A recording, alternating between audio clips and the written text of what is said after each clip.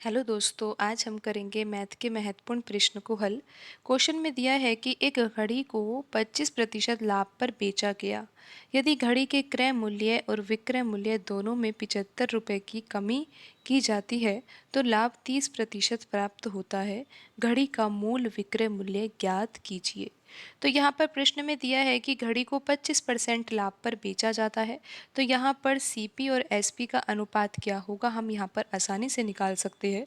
क्योंकि 25% हमें पता है ये किसके बराबर होता है, 1/4 के बराबर होता है। अगर हम इसका भिन्न लिखेंगे तो यहाँ पर अगर हम क्रय मूल्य को 4 यूनिट मान रहे हैं और यहाँ पर लाभ हो रहा है 1 यूनिट का, तो वस्तु कितने रुपए में बेची गई होगी, 5 यूनिट में बेची गई होगी। तो यहाँ पर क्रय मूल्य और विक्रय मूल्य का अनुपात कितना आ गया है, 4:5 आ गया है। तो यहाँ पर अब हम मान लेते हैं कि क्रय मूल्य है 4x और विक्रय मूल्य है 5x।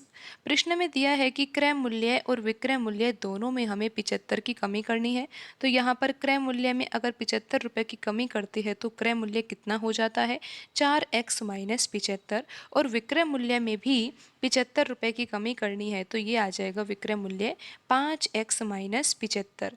तो यहाँ पर क्रय मूल्य और विक्रय मूल्य का अगर हम अनुपात निकालते हैं तो ये कितना आएगा, 4x - 75 बटे 5x - 75। ये अनुपात किसका है, क्रय मूल्य और विक्रय मूल्य का अनुपात है। लेकिन ये होगा किसके बराबर, आइए जानते हैं।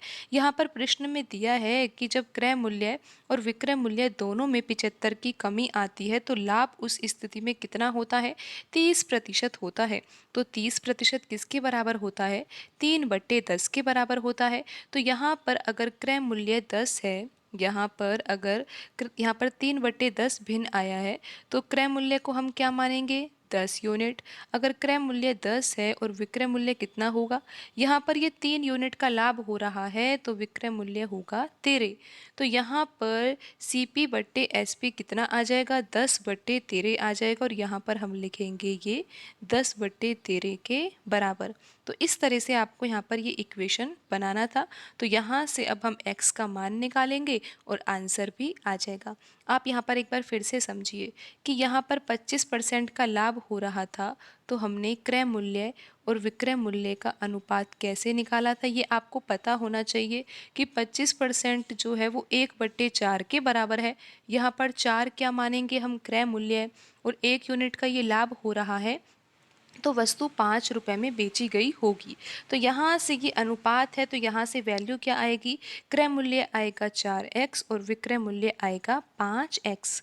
तो यहाँ पर अब हमें 75 रुपये की कमी करनी है तो 4x में से 75 रुपये कम कर देंगे और 5x में से भी 75 रुपये कम कर देंगे।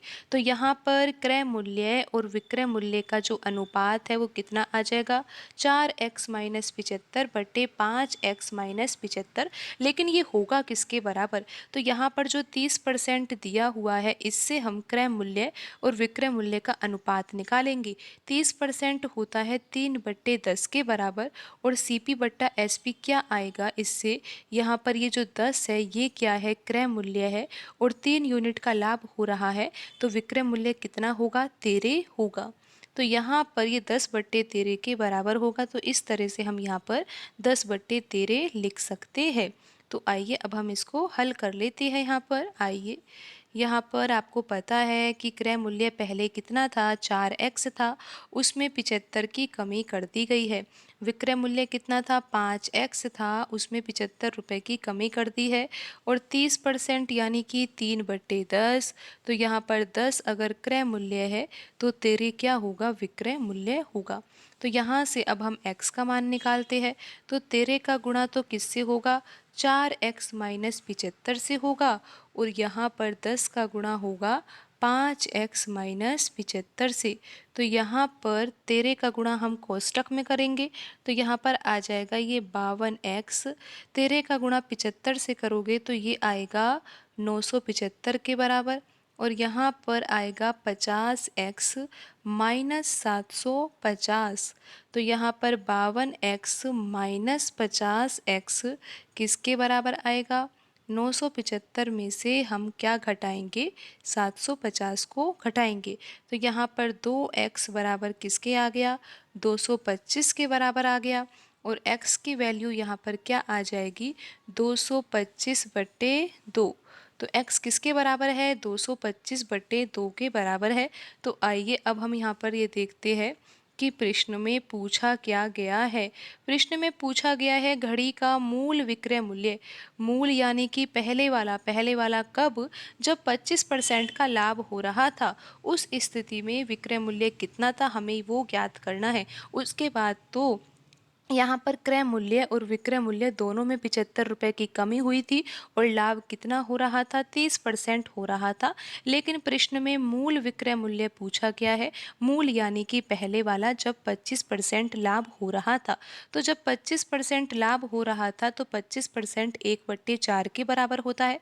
तो हमने यहाँ पर CP और SP क्या माना था, यहाँ पर अनुपात क्या माना था, यहाँ पर क्रय मूल्य माना था हमने 4, तो विक्रय मूल्य कितना था, 5। तो यहाँ पर वैल्यू हमने क्या मानी थी, क्रय मूल्य हमने 4x के बराबर माना था और विक्रय मूल्य 5x के बराबर माना था। यहाँ पर हमें विक्रय मूल्य ज्ञात करना है, यानी कि हमें 5x की वैल्यू ज्ञात करनी है। यहाँ पर x किसके बराबर है, 225/2 के बराबर है। तो 5x किसके बराबर होगा, आपको यहाँ पर 5 लिखना होगा और x के स्थान पर 225/2 लिखना होगा। तो यहाँ पर 225 का गुणा 5 से करेंगे तो ये क्या आएगा, 1125 आएगा, 1125 आ जाएगा यहाँ पर। और भाग देंगे हम यहाँ पर 2 का, तो ये किसके बराबर आ जाएगा, ये आ जाएगा 562.50। तो यहाँ पर विक्रय मूल्य कितना आया है, 562.50 के बराबर आया है।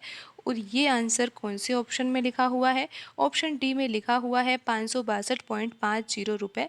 तो यही सही आंसर होगा। आज की वीडियो में इतना ही, मिलते हैं अगली वीडियो में। धन्यवाद।